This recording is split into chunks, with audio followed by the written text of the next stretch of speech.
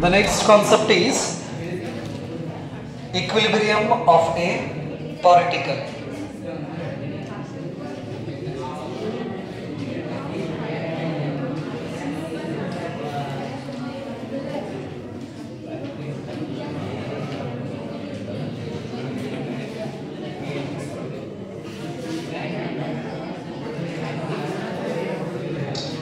Equilibrium of a particle.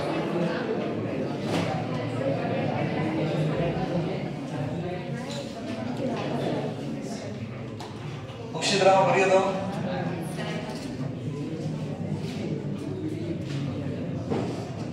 Let's consider a particle on the floor.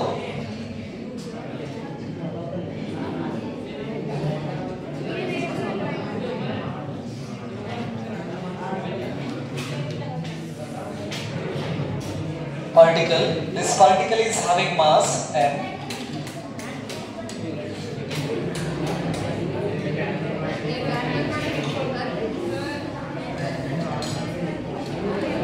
Okay,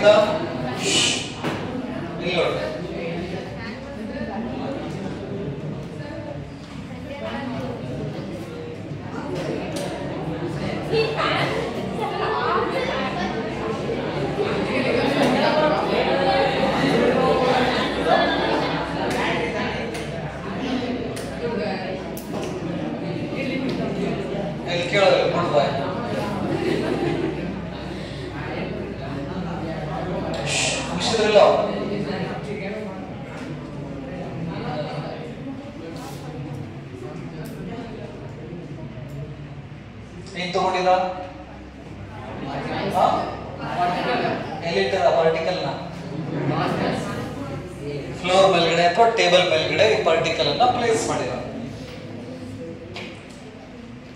So it has a mass m. Due to the gravity, the gravitational force act on the center of mass of this object. It is vertically downward. That is a gravitational force. Fg stands for what?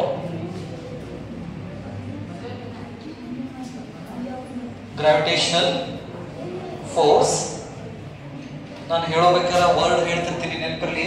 ಅಲ್ಲಿ ಕೂತವರು ಈ words ಏನು ಅನ್ನೋದನ್ನ ಹೇಳ್ತಿರ್ತೀನಿ ಪದೇ ಪದೇ, ಲಕ್ಷ್ಯ ಇರಲಿ ಅಷ್ಟೇ. Here Fg stands for what? That is the gravitational force. It acts always vertically downward or towards the center of the earth. Fg ಅಂದ್ರೆ ಇಲ್ಲಿ gravitational force ಅಂತ ನಾವು ಕರೀತೀವಿ. That gravitational force is equal to mass into g.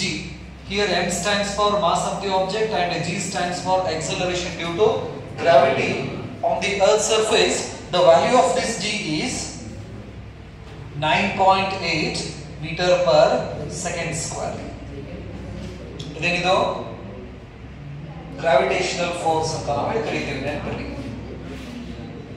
According to the Newton's third law, every action there is an equal and opposite reaction. So ಹಾಗಾದ್ರೆ ಇದನ್ನ ನಾವು action ಅಂತ ನಾವು ತಗೊಂಡ್ವಿ ಅಂದ್ರೆ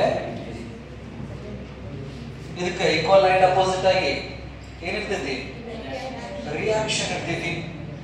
at the point of contact, ಈ object ಎಲ್ಲಿ contact ಆಗಿರ್ತೈತಲ್ಲ ಸರ್ಫೇಸ್ಗೆ, ಆ ಸರ್ಫೇಸ್ಗೆ ನಾವು ಏನ್ ಮಾಡ್ತೀವಿ? ಒಂದು ಟ್ಯಾಂಜೆಂಟ್ ನ ಡ್ರಾ ಮಾಡ್ತೀವಿ. ಅದಕ್ಕೆ ಸ್ಪರ್ಶಕ ಅಂತ ಹೇಳಿ ಕರಿತೀವಿ. ಈ ಟ್ಯಾಂಜೆಂಟ್ ಗೆ ಪರ್ಪೆಂಡಿಕ್ಯುಲರ್ ಆಗಿ ಒಂದು ಫೋರ್ಸ್ ಡೆವಲಪ್ ಆಗಿರ್ತೈತಿ. That is called normal reaction.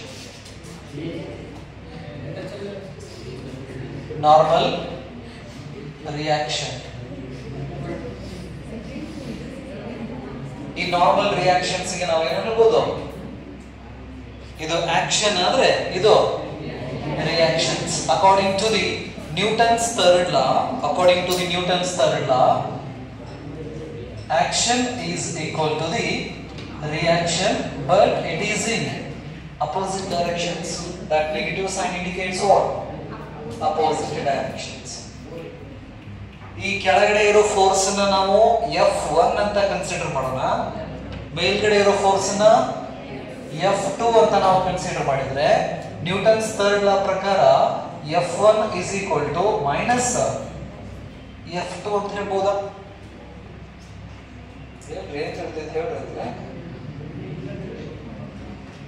F1 is equal to minus F2. That negative sign indicates what? Opposite direction. A negative sign indicate madidite opposite directions na indicate ಮಾಡ್ತೈತಿ. This indicates opposite direction.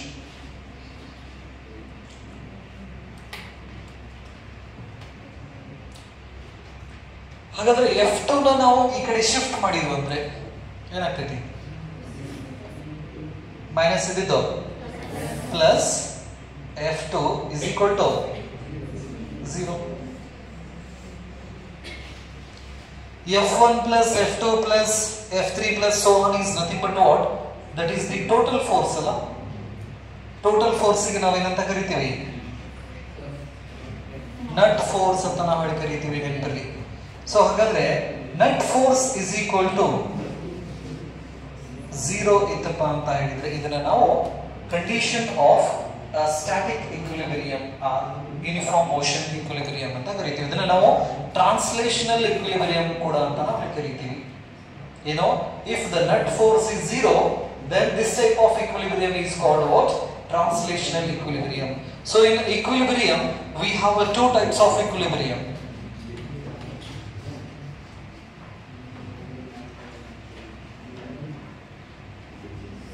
Equilibrium ನಲ್ಲಿ ಎರಡು ರೀತಿ equilibrium ಅನ್ನು ನೋಡ್ತೀವಿ ನಾವು. ಒಂದು translational equilibrium ಅಂತ ಕರಿತೀವಿ.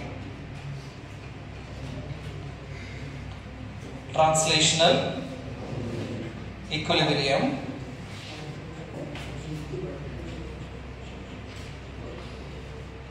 and another one is rotational equilibrium.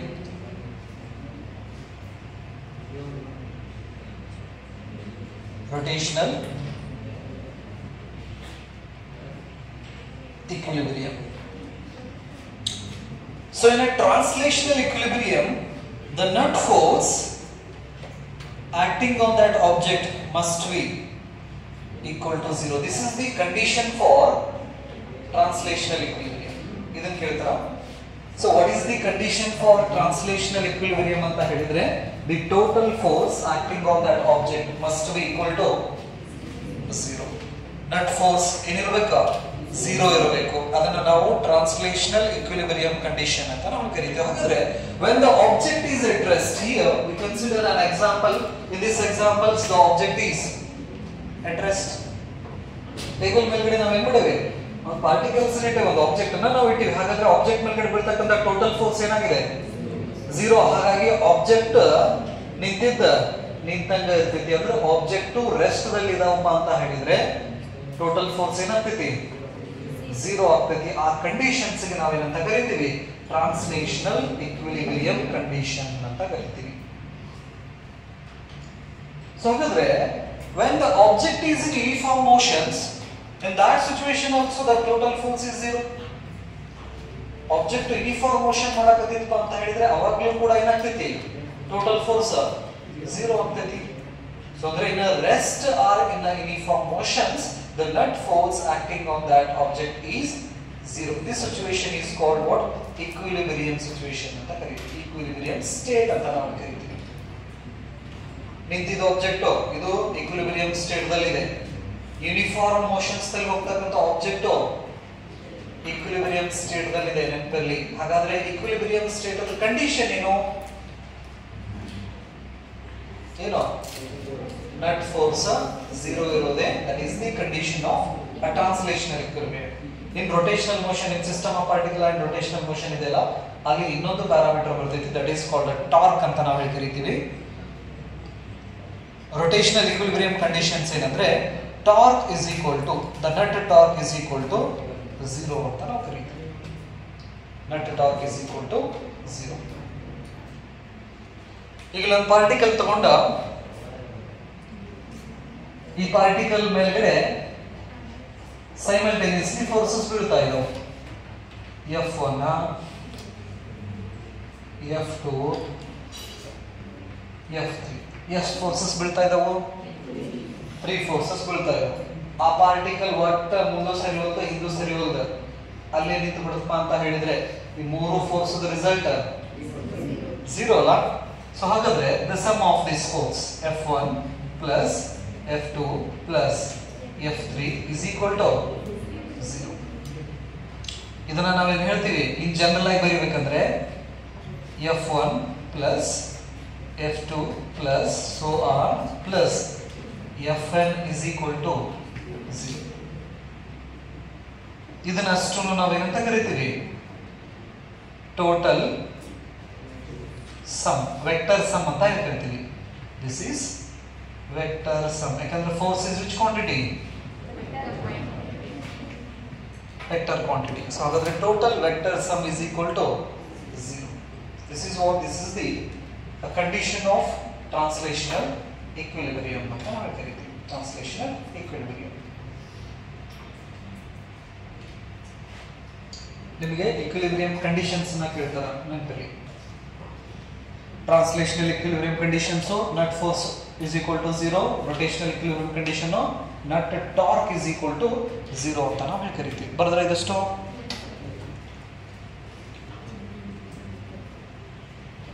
ಈ ನಟ್ ಫೋರ್ಸ್ ಗೆ ನಾವು ರಿಸಲ್ಟೆಂಟ್ ಫೋರ್ಸ್ ಕೂಡ ಅಂತ ನಾವು ಕರಿತೀವ. Total force, net force, right, resultant force ಕೂಡ ಅಂತ ನಾವು ಕರಿತೀವಿ. ಇದನ್ನ resultant force. Next common forces in mechanics. Next heading ಹಾಕೋರಿ common forces in mechanics. Mechanics ದಲ್ಲಿ ಬರ್ತಕ್ಕಂಥ common forces. Basically we have a 4 fundamental forces. ಯಾವ್ಯಾವುದು? 4 fundamental forces. Gravitational force, electromagnetic force, strong nuclear force, weak nuclear force. Physics is the study of nature and natural phenomena ಅಂತ ನಾವು ಕರೀತೀವಿ. Nature ದಲ್ಲಿ ಇರೋದು 4 force ನೆನಪಲ್ಲಿ. ಒಂದು gravitational force, 2 electromagnetic force, 3 strong nuclear, 4 weak nuclear force. ಈ strong nuclear, weak nuclear force ಏನಿದಾವಲ್ಲ ಇವು ನ್ಯೂಕ್ಲಿಯಸ್ ಒಳಗೆ ಇರ್ತಾವೆ. ನ್ಯೂಕ್ಲಿಯಸ್ ಬಹಳ ದೊಡ್ಡದಿರ್ತದೆ, ಹೌದಲ್ಲ? ಅದರ size 10 to the power minus 15 metre. ಇದರದು ನ್ಯೂಕ್ಲಿಯಸ್ ಅಂತ ಸೈಜ್ ಅದು. ಸೊ ಅಷ್ಟರ ಒಳಗೆ ನಮಗೆ strong nuclear force, weak nuclear force ಇರ್ತಾವೆ. ಆ ಸೈಜ್ ಬಿಟ್ಟು ನಾವು ಹೊರಗೆ ಬಂದಿರೋಣ ಅಂತ ಹೇಳಿದ್ರೆ ಡಾಮಿನೆಂಟ್ ಫೋರ್ಸಸ್ ಎಲೆಕ್ಟ್ರಿಕ್ ಫೋರ್ಸ್ ಮತ್ತು ಮ್ಯಾಗ್ನೆಟಿಕ್ ಫೋರ್ಸ್. 4 ಫೋರ್ಸಸ್ ಒಳಗಡೆ 2 ಫೋರ್ಸಸ್ ಎದುರೊಳಗಡೆ ಸಿಗ್ತಾವೆ ನಮಗೆ, ನ್ಯೂಕ್ಲಿಯಸ್ ಒಳಗಡೆ ಸಿಗ್ತಾವೆ. ಯಾವ್ದಾವ್ದು? ಸ್ಟ್ರಾಂಗ್ ನ್ಯೂಕ್ಲಿಯರ್ ಫೋರ್ಸ್ ಮತ್ತೆ ವೀಕ್ ನ್ಯೂಕ್ಲಿಯರ್ ಫೋರ್ಸ್. ಇನ್ನು ಗ್ರಾವಿಟೇಷನಲ್ ಫೋರ್ಸ್, ಎಲೆಕ್ಟ್ರಿಕ್ ಫೋರ್ಸ್ ಏನಿದಾವಲ್ಲ ಇವು ಲಾಂಗ್ ರೇಂಜ್ ಫೋರ್ಸ್. ಈಗ ಬೇರೆ ನಾವು ಗ್ರಹಕ್ಕೆ ನಾವು ಸ್ಯಾಟಲೈಟ್ ಅನ್ನು ಕಳಿಸ್ತೀವಿ, ಅಲ್ಲಿಂದ ನಮ್ಗೆ ಸಿಗ್ನಲ್ಸ್ ಬರ್ಬೇಕಲ್ಲ. ಬರ್ಬೇಕಂದ್ರೆ ಯಾವ ಫೋರ್ಸ್ ಫೀಲ್ಡ್ ಕಾರಣ ಅಂದ್ರೆ ಎಲೆಕ್ಟ್ರಿಕ್ ಫೀಲ್ಡ್. ನೆನಪಲ್ಲಿ ಎಲೆಕ್ಟ್ರಿಕ್ ಫೀಲ್ಡ್ ಇರೋದ್ರಿಂದನೇ ನಮಗೆ ಬೇರೆ ಗ್ರಹದಿಂದ ಕೂಡ ಏನಾಗ್ತೈತಿ ಸಿಗ್ನಲ್ಸ್ ಬರ್ತಾವ ನಮಗೆ. ಫೀಲ್ಡ್ಸ್ ಇರೋದ್ರಿಂದ ನೆನಪಲ್ಲಿ, ರೈಟ್? ಸೊ ಹಾಗಾಗಿ ನೇಚರ್ ಒಳಗಡೆ ಇರೋದು 4 force: gravitational force, electromagnetic force, strong nuclear and weak nuclear force. ಅದರ ಜೊತೆಗೆ ಕೆಲವೊಂದಿಷ್ಟು ಸಬ್ ಫೋರ್ಸಸ್. ಈ ಎಲೆಕ್ಟ್ರೋ ಫೋರ್ಸ್ ಇದೆಲ್ಲ, ಎಲೆಕ್ಟ್ರೋಸ್ಟಾಟಿಕ್ ಫೋರ್ಸ್, ಎಲೆಕ್ಟ್ರೋಮ್ಯಾಗ್ನೆಟಿಕ್ ಫೋರ್ಸ್ ಅಂತ ಕರಿತೀವಲ್ಲ, ಅದ್ರ ಒಳಗಡೆ ಬೇರೆ ಬೇರೆ ಸಿಚುವೇಶನ್ಸ್ ಒಳಗಡೆ ಇರ್ತಕ್ಕಂಥ ಫೋರ್ಸ್ಗೆ ನಾವು ಬೇರೆ ಬೇರೆ ಹೆಸರು ಇಟ್ಕೊಳ್ತ ಹೋಗ್ತೀವಿ. ಹೆಡಿಂಗ್ ಹಾಕಿದ್ರೆ ಈಗ ಏನು ಹಾಕಿರ? ಕಾಮನ್ ಫೋರ್ಸಸ್ ಇನ್ ಮೆಕ್ಯಾನಿಕ್ಸ್ ಅಂತ. ಅದರಲ್ಲಿ ಒಂದಿದ್ದು gravitational force. Gravitational force. Rocket ಒಳಗಡೆ ಬೇಡಿ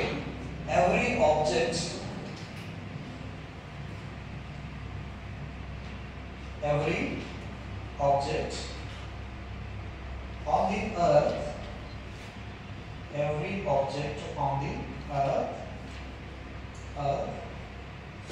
experience the force of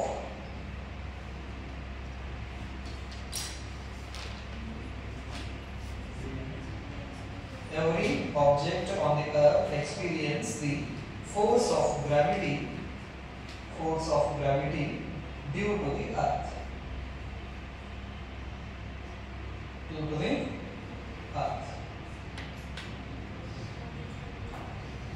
every object on the earth experience the force of gravity to the earth.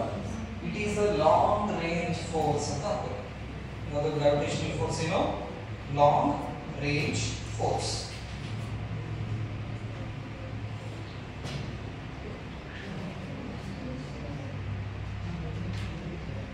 Long range force. ಹಾಕಿದ್ರಾ? Next, electric force. Electric force. Electric force.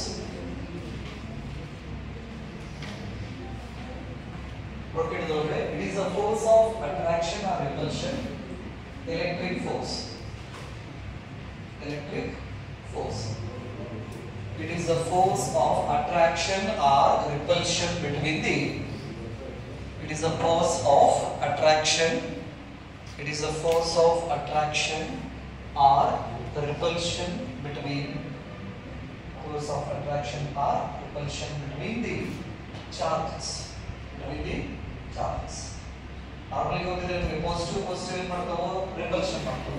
Positive negative attract ಮಾಡ್ತಾವೋ. Right? ಅವರ ಮಧ್ಯೆ ಇರತಕ್ಕಂತ force ನಾವು ಏನು ಕರೀತೀವಿ? Electric force ಅಂತ. ಇನ್ನು magnetic force ಅಂದ್ರೆ the force of attraction or repulsion between the poles. Magnetic force. ಇವೆರಡು ಒಂದರ ಮೇಲೆ ಒಂದು ಡಿಪೆಂಡ್ ಇರೋದ್ರಿಂದ ನಾವು ಎಲೆಕ್ಟ್ರೋಮ್ಯಾಗ್ನೆಟಿಕ್ ಫೋರ್ಸ್ ಅಂತ ನಾವು ಕರೀತೀವಿ. ಇನ್ನೊಂದೇನು? Magnetic force. Magnetic force a force of attraction or it is a force of attraction or repulsion between the poles. P-O-L-E-S. A force of attraction or repulsion between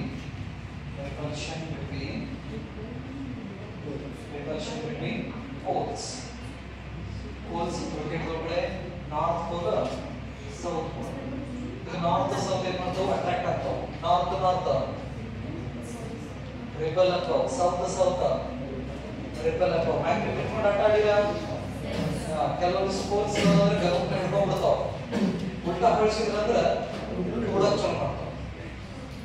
ದೊಡ್ಡ repulsive force ಕಲಿ ಅಲ್ಲಿ similar force ಇರೋದ್ರೆ ಅಂದ್ರೆ north ಈ ಕಡೆ north ಈ ಕಡೆ north ಸಮೀಪ ತಗೊಂಡ್ಬಂದ್ರೆ ಒಂದಕ್ಕೊಂದು ಕೂಡಂಗಿಲ್ಲ, ದೂಡ್ತಾವ.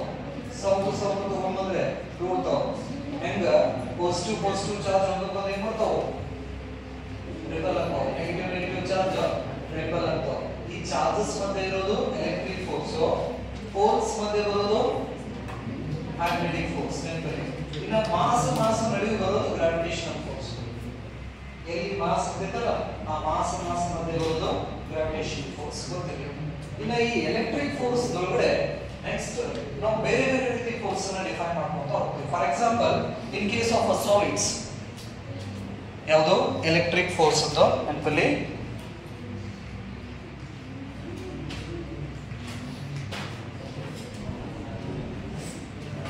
electric force.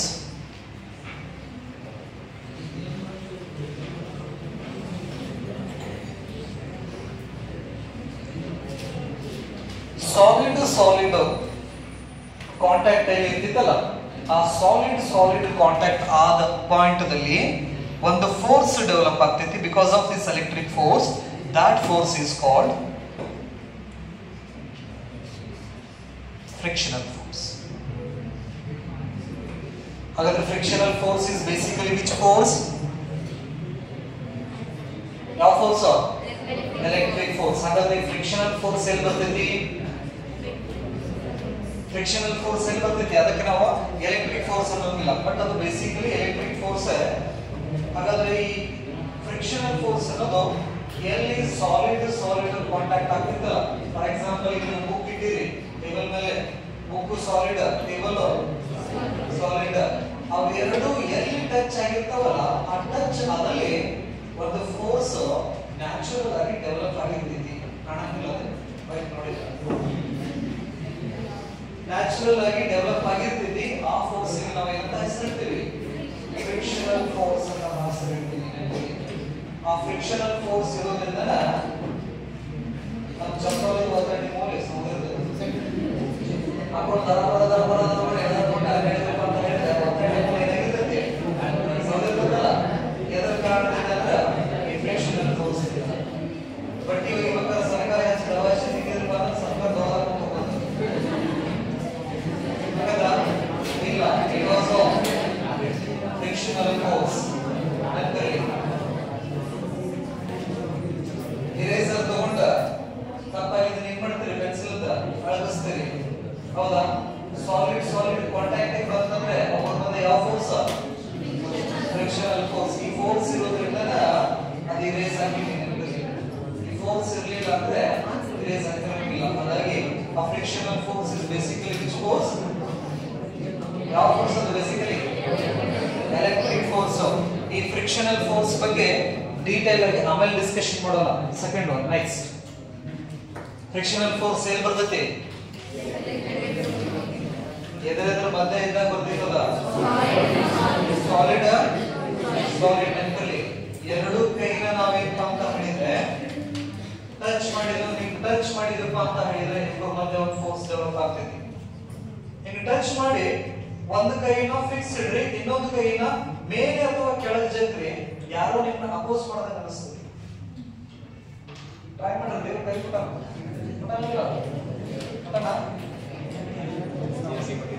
ನಮಸ್ಕಾರ ಮಾಡಕ್ಕೆ ಎರಡು ಹಿಡಿದ ಒಂದನ್ನ ಫಿಕ್ಸ್ ಇಡ್ರೆ ಸಿಂಗಲ್ ಕಡೆ ಇಡ್ರಿ, ಇನ್ನೊಂದು ಕೈನ ನೀವು ಮೇಲೆ ಅಥವಾ ಕೆಳಗೆ ಜಗ್ಬೇಕಂದ್ರೆ ಕಾಂಟ್ಯಾಕ್ಟ್ ಇರ್ಬೇಕಾ, ಯಾರೋ ನಡಕ್ಕೆ ನಿಮ್ಮನ್ನ ಅಪೋಸ್ ಮಾಡೋದಂಗ ಅನಿಸ್ತದೆ. ಈಗ ವೆಹಿಕಲ್ ಗಾಡಿ ತಗೊಂಡು ಮಾಡಿಲ್ಲ ಅಂದ್ರೆ ನಾವು ಹೋಗುವಾಗ ಗಾಳಿ ನಮ್ಮನ್ನ ತಡೆದಿರ್ತದೆ ಹೌದಾ. ಹಾಗಾದ್ರೆ ಗಾಳಿ ಮತ್ತು ನಮ್ಮದೇ ಏನು ಡೆವಲಪ್ ಆಗ್ತಕ್ಕಂಥ ಫೋರ್ಸ್ ನಮ್ಮ ಗಾಡಿದ ಗಾಳಿ ಸಮಿತಾವ ರಿವರ್ಸಿಂಗ್ ಸಮಿತಾವಲ್ಲ because of what frictional force. ಹಾಗಾದ್ರೆ frictional force basically electric force. ಇದರ ಡೀಟೇಲ್ ಫ್ರಿಕ್ಷನಲ್ ಫೋರ್ಸ್ ಅಂತ ಇದೆ, ಅದನ್ನ ಆಮೇಲೆ ನೋಡೋಣ. Right next viscous force. ಈ ಲಿಕ್ವಿಡ್ ಬಂತಂದ್ರೆ ಇದು ಸಾಲಿಡ್ ಮತ್ತೆ ನಮಗೆ ಫ್ರಿಕ್ಷನಲ್ ಫೋರ್ಸ್ ಬರ್ತೈತಿ. ಹಾಗೆ ಈ ಲಿಕ್ವಿಡ್ಸ್ ನ ತಗೊಂಡಿವಪ್ಪ ಅಂತ ಹೇಳಿದ್ರೆ ಅಲ್ಲಿ ನಮಗೆ ಬರೋದು ವಿಸ್ಕಸ್ ಫೋರ್ಸ್ ಅಂತ ಹೇಳ್ತಾರೆ.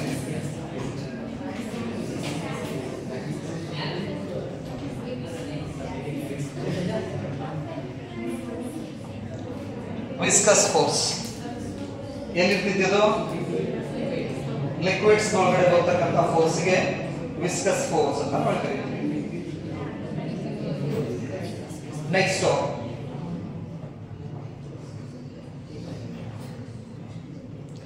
ಸ್ಪ್ರಿಂಗ್ ತರ ನಾವು ಮಟೀರಿಯಲ್ ತಗೊಂಡು ಬಂದ್ರೆ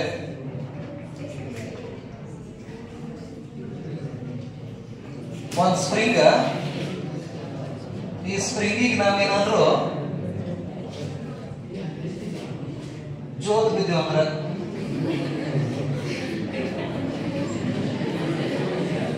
ಏನ್ ಹಾಕಿಲ್ಲ, ನಾನು ಜೋತ್ ಬಳಸಿ ಅಷ್ಟೇ.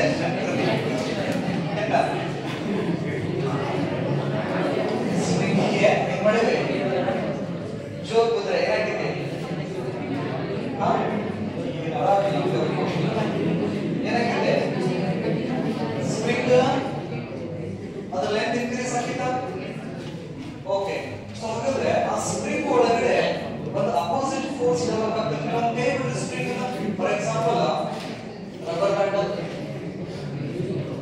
ನೋಡಿರಲ್ಲ, ರಬ್ಬರ್ ಬ್ಯಾಂಡ್ ನಾವು ಸ್ವಲ್ಪ ಜಗ್ಗಿದಪ್ಪ ಅಂತ ಹೇಳಿದ್ರೆ ಅದು ಒಳಗೆ ಒಂದು ಫೋರ್ಸ್ ಡೆವಲಪ್ ಆಗಿರ್ತದೆ. ನೆನಪಲ್ಲಿ ಅಬ್ಸರ್ವ್ ಮಾಡಿದ್ರ, ಆ ಕೈ ಬಿಟ್ಟಪ್ಪ ಅಂತ ಹೇಳಿದ್ರೆ ವಾಪಸ್ ಏನಾಗಿರೋದು ಅದ್ರ ಒರಿಜಿನಲ್ ಪೊಸಿಷನ್ ಸಿಗ್ತದೆ. ಹಾಗೆ ಈ ಸ್ಪ್ರಿಂಗ್ ದಲ್ಲಿ ಈ ಸ್ಪ್ರಿಂಗ್ ತರ ಯಾವ ಬಿಹೇವಿಯರ್ ತೋರಿಸ್ತಾವಲ್ಲ ಅಲ್ಲಿ ಡೆವಲಪ್ ಆದಂತಹ ಫೋರ್ಸ್ ಗೆ ನಾವೇನಂತ ಕರಿತೀವಿ, ಸ್ಪ್ರಿಂಗ್ ಫೋರ್ಸ್ ಅಂತ ಕರಿತೀವಿ. Spring force. ಆ ಸ್ಪ್ರಿಂಗ್ ಫೋರ್ಸ್ ನ ನಾವು F is equal to minus kx. Here k stands for spring constant.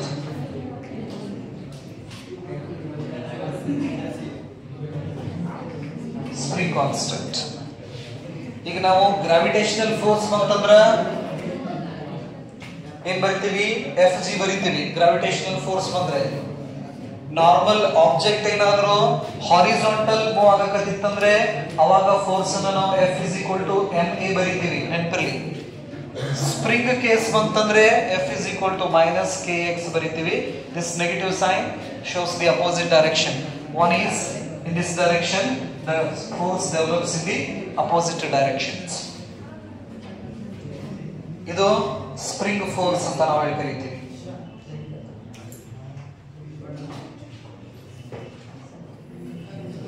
ಬಂದ್ರ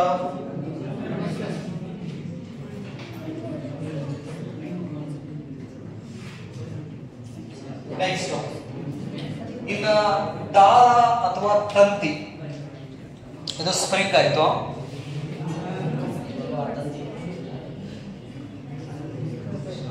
ವೈರ್, ಸ್ಟ್ರಿಂಗ್, ಥ್ರೆಡ್, ಇದ್ರ ಒಳಗಡೆ ಡೆವಲಪ್ ಆಗಂತ ಫೋರ್ಸಿಗೆ ನಾವು ಟೆನ್ಷನ್ ಅಂತ ಕರಿತೀವಿ. Tension is equal to m into g ಅಂತ ಹೇಳ್ತೀವ ನೆನಪಲ್ಲಿ. ಇವೆಲ್ಲ ಫೋರ್ಸ್ ಎಕ್ಸ್ಪ್ರೆಷನ್ಸ್ ಆಯಿವು. ಬೇರೆ ಬೇರೆ ಸಿಚುವೇಶನ್ಸ್ ಅಲ್ಲಿ ನಾವು ಯೂಸ್ ಮಾಡೋ ವರ್ಡ್ ಬೇರೆ ಬೇರೆ ನೆನಪಲ್ಲಿ. ಬಟ್ ಅವ್ರದ್ದು ಯೂನಿಟ್ಸ್ ಇದಾವಲ್ಲ, unit newton, force unit ಬರ್ದ್ರ.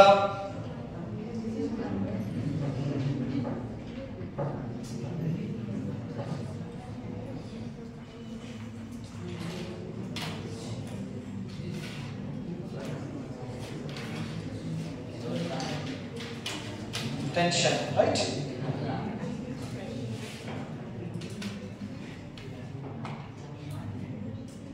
So you some basic forces in mechanics. So ಹಾಗಾದ್ರೆ ಮೆಕ್ಯಾನಿಕ್ಸ್ ದಲ್ಲಿ ಇವೇನು ಈ ತರ ಫೋರ್ಸಸ್ ಅನ್ನು ನಾವು ಏನು ಮಾಡ್ತೀವಿ, ಅಬ್ಸರ್ವ್ ಮಾಡ್ತೀವಿ. ಅದರ ಒಳಗಡೆ ಈ ಚಾಪ್ಟರ್ ದಲ್ಲಿ ಇರೋದು ಫ್ರಿಕ್ಷನಲ್ ಫೋರ್ಸ್. ಇವನ್ನ ಬೇರೆ ಬೇರೆ ಚಾಪ್ಟರ್ ಒಳಗಡೆ ಸ್ಟಡಿ ಮಾಡ್ತೀರಾ ನೆನಪಲ್ಲಿ. ಯಾವುದು ಫ್ರಿಕ್ಷನಲ್ ಫೋರ್ಸ್ ಅನ್ನು ನಾವು ಈ ಚಾಪ್ಟರ್ ಒಳಗಡೆ ಸ್ಟಡಿ ಮಾಡ್ತೀವಿ. ವಿಸ್ಕಸ್ ಫೋರ್ಸ್ ಅನ್ನು ನಾವು ಮೆಕ್ಯಾನಿಕಲ್ ಪ್ರಾಪರ್ಟೀಸ್ ಆಫ್ ಫ್ಲೂಯಿಡ್ಸ್ ಆ ಚಾಪ್ಟರ್ ಒಳಗಡೆ ಸ್ಟಡಿ ಮಾಡ್ತೀವಿ. ನೆಕ್ಸ್ಟ್ ಎಲ್ಲೆಲ್ಲಿ ಸ್ಪ್ರಿಂಗ್ ವೈರ್ ಬರ್ತಾವಲ್ಲ ಅಲ್ಲಿ ಸ್ಪ್ರಿಂಗ್ ಕಾನ್ಸ್ಟೆಂಟ್ ಮತ್ತೆ ಈ ಟೆನ್ಷನ್ ಫೋರ್ಸಸ್ ಅನ್ನು ನಾವು ಯೂಸ್ ಮಾಡ್ತೀವಿ. These are the common forces in mechanics. ಬರ್ತಾರೆ ಇವಷ್ಟು.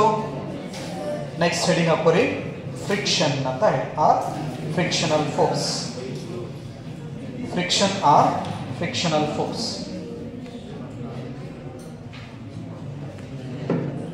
ಹಾಕಿದ್ರ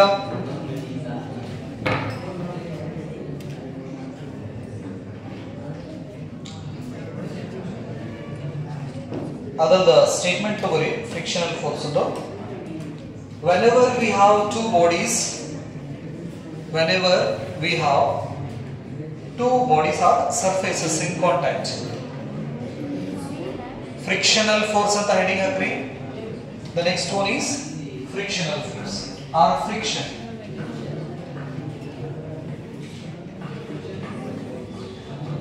Friction, whenever we have two bodies in contact, whenever we have two body or surfaces, whenever we have two surfaces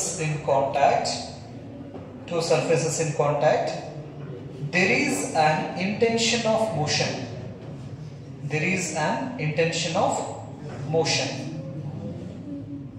There is an intention of motion. Then a force developed between. Then a force developed between. Whenever we have two surfaces in contact and there is an intention of motion, then a force developed between,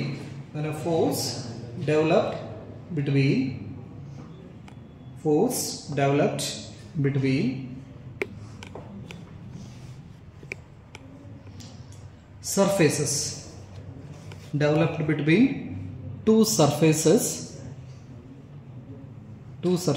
in contact.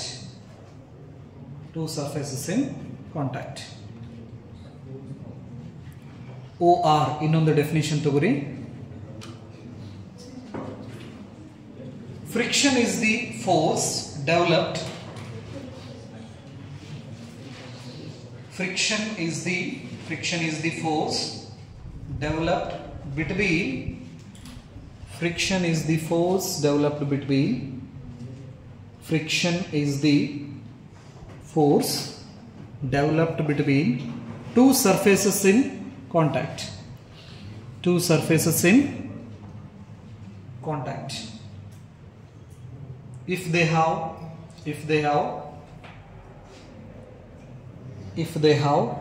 relative motion, if they have relative motion or intention of motion. If they have relative motion or intention of motion. Relative motion or intention of motion.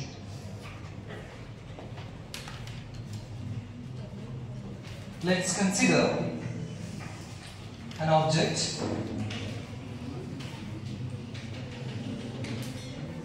So this object is having some mass. Now it is at rest. Initially the object is at rest. So object rest aytandre adar ಮೇಲೆ ಬೀಳತಕ್ಕಂತ total force 0, right?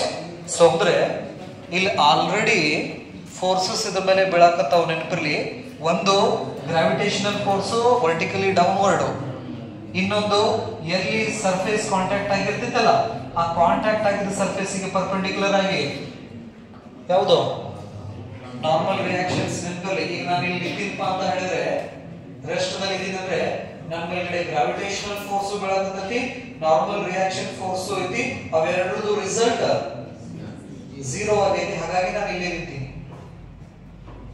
ನೆನಪಿರಲಿ, ಅದನ್ನ ತೋರಿಸೋ ಅವಶ್ಯಕತೆ ಇಲ್ಲ, ಬೇಕಾದಾಗ ತೋರಿಸ್ತೀವಿ ನಾವು, ಇಲ್ಲ ಅಂದ್ರೆ ನಮ್ಗೆ ಗೊತ್ತಿರಬೇಕು ಅದು. when the object is at rest, so many forces acting on that object, but the total force becomes 0. that is the condition of what? The translational equilibrium. ಈಗ ಈ ಆಬ್ಜೆಕ್ಟ್ ಅನ್ನು ತಗೊಂಡೆ ಅಂದ್ರೆ ಇದ್ರ ಮೇಲ್ಗಡೆ ಗ್ರಾವಿಟೇಷನಲ್ ಫೋರ್ಸ್ ಗಳಾಗತೈತಿ, ನಾರ್ಮಲ್ ರಿಯಾಕ್ಷನ್ ಐತಿ, ಇದ್ರ ಮೇಲ್ಗಡೆ ಗಾಳಿನೂ ಕೂಡ ಫೋರ್ಸ್ ಹಾಕ್ತೈತಿ. ನೆನಪಿರಲಿ, ಗಾಳಿನೂ ಏನ್ ಮಾಡ್ತೈತಿ? ಫೋರ್ಸ್ ಹಾಕ್ತೈತಿ. ಅಷ್ಟು ಫೋರ್ಸ್ ಅನ್ನು ಕೂಡಿಸಿದಾಗ ರಿಸಲ್ಟ್ 0 ಆಗತೈತಿ. ನೆನಪಿರಲಿ, ರೈಟ್? ಸರಿ, ಹಾಗಾದ್ರೆ ಈ ಆಬ್ಜೆಕ್ಟ್ ನ ಈಗ ಇಲ್ಲಿ ನೀವು ಏನ್ ಮಾಡಾಕತ್ತೀರಾ? ತಳ್ಳಾಕತ್ತೀರಾ.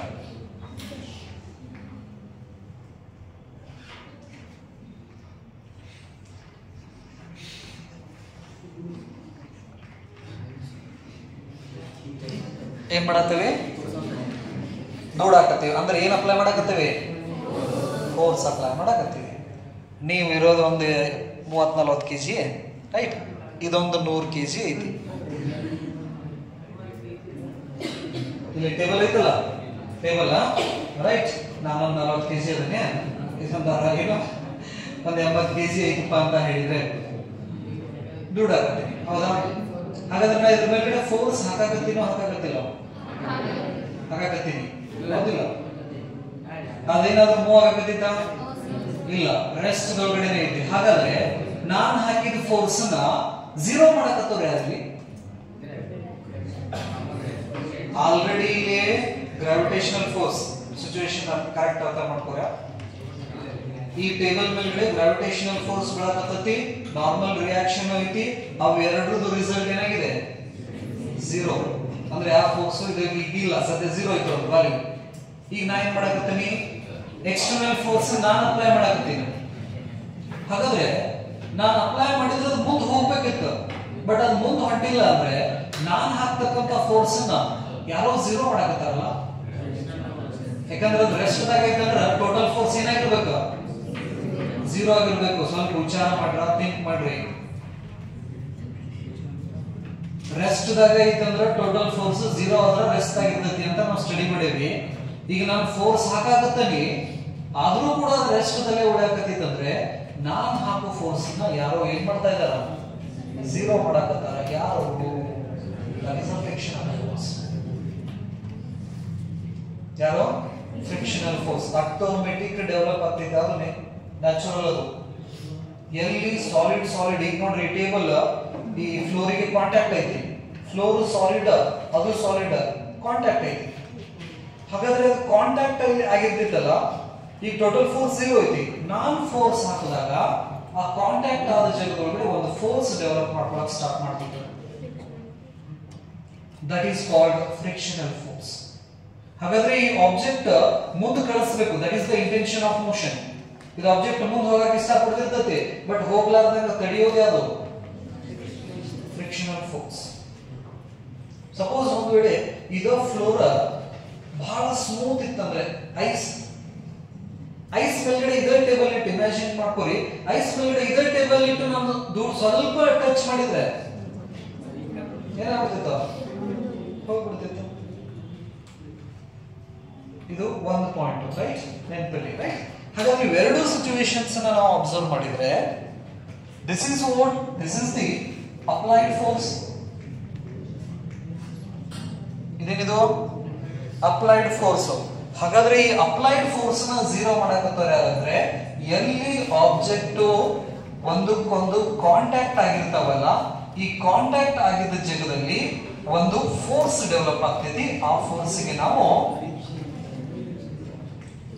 ಫ್ರಿಕ್ಷನಲ್ ಫೋರ್ಸ್ ಅಥವಾ ಫ್ರಿಕ್ಷನ್ ಅಂತ ನಾವು ಕರಿತೀವಿ. ಘರ್ಷಣೆ ಅಂತ ಹೇಳ್ತೀವಿ ಕನ್ನಡದೊಳಗಡೆ, ಫ್ರಿಕ್ಷನ್. ಹಾಗಾದ್ರೆ this frictional force is always, ಈಗ ನೋಡ್ರಿ, ಈ ಫೋರ್ಸ್ ನಾ ಇನ್ನೂ ಜಾಸ್ತಿ ಹಾಕಿದ್ರೆ ಈ ಆಬ್ಜೆಕ್ಟ್ ಯಾಕಡೆ ಹೋಗ್ತೈತಿ? ಫೋರ್ಸ್ ಹಾಕಿದ್ರೆ ಡೈರೆಕ್ಷನ್ಸ್ ಹೊಂಟ ಹೋಗ್ತೈತಿ. ಇನ್ನೂ ಜಾಸ್ತಿ ಫೋರ್ಸ್ ಹಾಕಿದೀವಪ್ಪ ಅಂದ್ರೆ, ಈಗ ಒಬ್ಬ ಬದ್ಲಿ ಒಂದ್ 3-4 ಮಂದಿ ನಿಂತ ನಾವು ಹಿಂಗ್ ಫೋರ್ಸ್ ಹಾಕಕತ್ತೀವಪ್ಪ ಅಂದ್ರೆ ಈ ಆಬ್ಜೆಕ್ಟ್ ಏನಾಗ್ತೈತಿ? ಈ ಡೈರೆಕ್ಷನ್ ಹೋಗ್ತೈತಿ. This is the direction of intention of motion ಅಂತ ಕರಿತೀವಿ. ಎಲ್ಲಿ ಅಪ್ಲೈಡ್ ಫೋರ್ಸ್ ಡೈರೆಕ್ಷನ್ ಇರ್ತೈತಲ್ಲ, this is the direction of intention of motion. Intention of motion. Object ಈ ಡೈರೆಕ್ಷನ್ ಹೋಗಕ್ಕೆ ಇಷ್ಟಪಡ್ತಿರ್ತೈತಿ. ನೆನಪಿರ್ಲಿ, ಆ ಇಂಟೆನ್ಷನ್ ಆಫ್ ಮೋಷನ್ ಅದ ಡೈರೆಕ್ಷನ್ ಏನಿರ್ತೈತಲ್ಲ, ಆ ಡೈರೆಕ್ಷನ್ಸ್ ಗೆ ಅಪೋಸಿಟ್ ಆಗಿ ಕಾಂಟ್ಯಾಕ್ಟ್ ಆಗಿದ್ದ ಜಾಗದೊಳಗಡೆ ಒಂದು ಫೋರ್ಸ್ ಡೆವಲಪ್ ಆಗ್ತೈತಿ. That force is called frictional force, and this frictional force is always opposite to the intention of motion. ಹಾಗಾದ್ರೆ ಫ್ರಿಕ್ಷನಲ್ ಫೋರ್ಸ್ ಯಾವಾಗ್ಲೂ ಆಬ್ಜೆಕ್ಟ್ ಯಾವ ಕಡೆ ಹೋಗಿರ್ತೈತಿ ಅಥವಾ ಯಾವ ಕಡೆ ಹೋಗಾಕ ಟ್ರೈ ಮಾಡ್ತಿರ್ತೈತಲ್ಲ, ಅದರ ಅಪೋಸಿಟ್ ಡೈರೆಕ್ಷನ್ಸ್ ನಲ್ಲಿ ಫ್ರಿಕ್ಷನಲ್ ಫೋರ್ಸ್ ಡೆವಲಪ್ ಆಗಿರ್ತೈತಿ. ಈಗ ನಾನು ಹಿಂಗ್ ನಡ್ಕೊಂತ ಬರ್ಬೇಕಪ್ಪ ಅಂತ ಹೇಳಿದ್ರೆ, the object is going in forward, right? ಎಲ್ಲಿ ನನ್ನ ಕಾಲು ಮತ್ತು ಫ್ಲೋರ್ ಕಾಂಟ್ಯಾಕ್ಟ್ ಆಗಿದೆ ಅಲ್ಲಿ ಫ್ರಿಕ್ಷನಲ್ ಫೋರ್ಸ್ ಡೆವಲಪ್ ಆಗಿರ್ತೈತಿ. ಅದು ಯಾವ ಡೈರೆಕ್ಷನ್ ಇರ್ತೈತಿ? ಅಪೋಸಿಟ್. ನಾನು ಈಗ ಮುಂದೆ ಹಿಂಗ್ ಮಾಡ್ತೀವಪ್ಪ ಅಂದ್ರೆ ಫ್ರಿಕ್ಷನಲ್ ಫೋರ್ಸ್ ಹಿಂದಿರ್ತೈತಿ. ಆ ಫ್ರಿಕ್ಷನಲ್ ಫೋರ್ಸ್ ಇರೋದ್ರಿಂದ ನಾನು ಮುಂದೆ ಹಿಂದೆ ಅಡ್ಡಾಡಬಹುದು. ಸಪೋಸ್ ಫ್ರಿಕ್ಷನಲ್ ಫೋರ್ಸ್ ಡೆವಲಪ್ ಆಗಲಿಲ್ಲಪ್ಪ ಅಂತ ಹೇಳಿದ್ರೆ, ಮೊದಲಾಗಿಸಿಕೊಂಡು ಗಾಳಿ ಒದ್ದಾಡ್ತಿರ್ತದೆ ನೋಡ್ರಿ ಗಾಡಿ, ಅಲ್ಲಿ ಫ್ರಿಕ್ಷನಲ್ ಫೋರ್ಸ್ ಬಹಳ ಕಡಿಮೆ ಇರ್ತೈತಿ. ಹಾಗಾಗಿ ಮೋಷನ್ಸ್ ಬರೋದಿಲ್ಲ, ಆಬ್ಜೆಕ್ಟ್ ಅಲ್ಲೇ ನಿಂತಿರ್ತೈತಿ. ಅದಕ್ಕೆ ಏನ್ ಮಾಡ್ತಾರ? ಕಲ್ಲು, ಕಟ್ಟಿಗೆ, ಮಣ್ಣ ಅವನ್ನೆಲ್ಲ ಹಾಕ್ತಾರ. ಯಾಕಂದ್ರೆ ಫ್ರಿಕ್ಷನ್ ಅನ್ನ ಡೆವಲಪ್ ಮಾಡಕ್ಕೆ. ವೆಹಿಕಲ್ಸ್ ವೀಲ್ ಶೇಪ್ ನೋಡಿದಾರ, ಅದ್ರೊಳಗಡೆ ಡಿಸೈನ್ ಮಾಡಿರ್ತಾರ ಚಂದಕ್ಕೆಲ್ಲ. ನೆನಪಲ್ಲಿ ಅದು ನಾರ್ಮಲ್ ಆಗಿ ನಾವು ಗ್ರಿಪ್ ಅಂತ ಹೇಳ್ತೀವಿ. To get the sufficient frictional force to move that object. Object ಮುಂದೆ ಹೋಗ್ಬೇಕಂದ್ರೆ ನಮಗೆ ಫ್ರಿಕ್ಷನಲ್ ಫೋರ್ಸ್ ಬೇಕು. ನೆನಪಲ್ಲಿ ಹೋಗ್ತಕ್ಕಂಥ ಆಬ್ಜೆಕ್ಟ್ ನಿಲ್ಲಬೇಕಂದ್ರೆ ನಮಗೆ ಫ್ರಿಕ್ಷನಲ್ ಫೋರ್ಸ್ ಬೇಕು. ಆ ಫ್ರಿಕ್ಷನಲ್ ಫೋರ್ಸ್ ಪಡೆಯಕ್ಕೋಸ್ಕರ ಆ ರೀತಿ ಶೇಪ್ಸ್ ಅನ್ನ ಡಿಸೈನ್ಸ್ ಎಲ್ಲ ಮಾಡಿರ್ತಾರೆ. ಯಾವ್ಯಾವ ಏರಿಯಾಕ್ಕೆ ಅಥವಾ ಯಾವ್ಯಾವ ರೋಡಿಗೆ ಹೆಂಗೆ ಬೇಕಲ್ಲ ಹಂಗೆ ಡಿಸೈನ್ಸ್ ಅನ್ನ ಮಾಡಿರ್ತಾರೆ. ಇಲ್ಲಿ ಬರೋಣ. ಹಾಗಾದ್ರೆ ಆ frictional force is nothing but what? That is the force developed between the two solid surfaces or contact.